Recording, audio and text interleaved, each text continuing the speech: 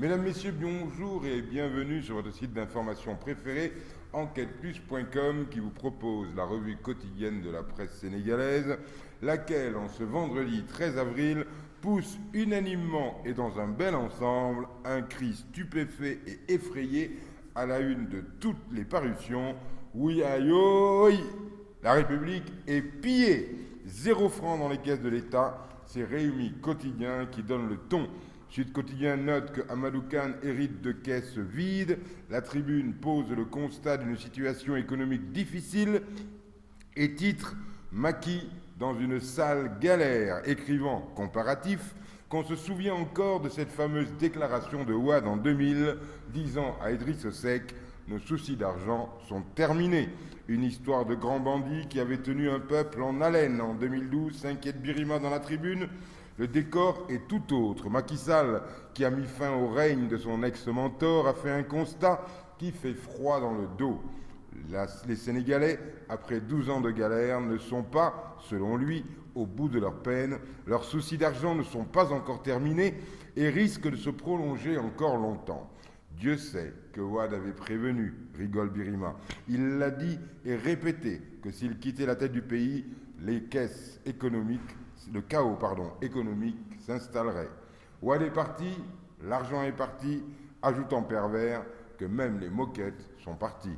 Ce qui fait dire plus sérieusement à l'éditorialiste de la Tribune que c'est une situation de banqueroute qui ne permettra aucun état de grâce pour le nouveau président. Or, il est attendu sur ses promesses électorales, baisse des prix, distribution d'énergie, relance de l'éducation, dont les revendications ont un impact financier. Pour la Tribune, le président devra franchir l'obstacle des promesses électorales avortées. Macky Sall a déjà révélé l'état de faillite des finances publiques, comme Abdoulaye Wade avait lui reconnu en mars 2000 qu'il avait trouvé une trésorerie saine.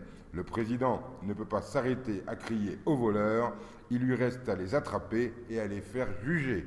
D'ailleurs, à la une du Populaire, la traque s'organise et le ministre de la Justice menace pilleurs et criminels et le ministre de l'Intérieur enfonce le clou.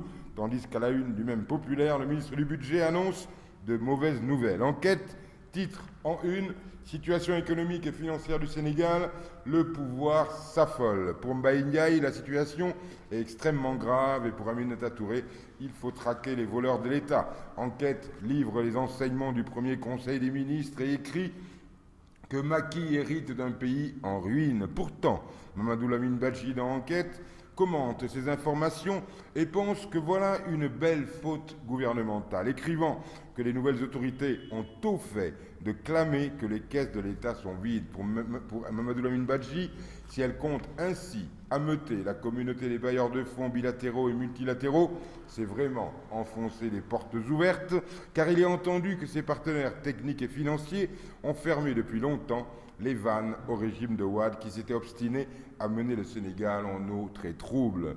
Qu'y a-t-il de si glorieux à pousser en chœur des cris d'orfraie au risque d'apeurer et de détourner les investisseurs et prêteurs privés potentiels du Sénégal, s'interroge Mamadou Lamine Badji dans Enquête. Pour lui, ce n'est pas bien engagé avec ses sorties hasardeuses et indignes de ministre de la République. Il conclut en notant que l'anxiété face à l'ampleur et à l'âpreté de la tâche, une volonté de se dédouaner a priori de lenteur dans la tenue des promesses faites aux Sénégalais, un justificatif à une prochaine traque des sommes faramineuses soustraites au trésor public, ne saurait excuser cette première faute gouvernementale.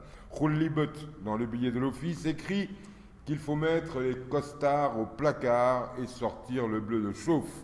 Trêve de bavardage et les mains dans le cambouis, et pour cause. La crise casamançaise, la crise scolaire, la campagne agricole, les inondations à l'horizon, et quoi d'autre? Les urgences sont multiples, fini la récréation.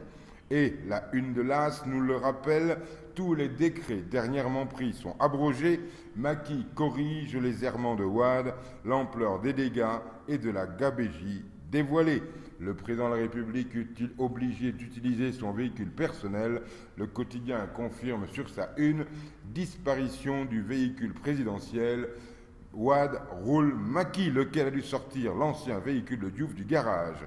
C'est le summum de l'audace et de la mesquinerie, écrit le quotidien, que cette disparition du parc automobile de la Mercedes présidentielle. Kleptomanie ou sabotage planifié au plus haut sommet de l'État, s'interroge Bokar Sakho dans le quotidien. Macky Sall va-t-il continuer à laisser ses comportements délictuels prospérer comme si de rien n'était? Le vol est le reflet d'une délinquance entretenue au plus haut sommet de l'État. Ce qui pousse peut-être Macky Sall à réserver son premier voyage présidentiel en France et à Walf Adjiri à titrer « Macky dans les bras de Sarkozy ». Ça va le consoler. Bonne lecture, à demain, même endroit, même heure, même motif, même punition. Enquêteplus.com, c'est plus d'infos en mieux.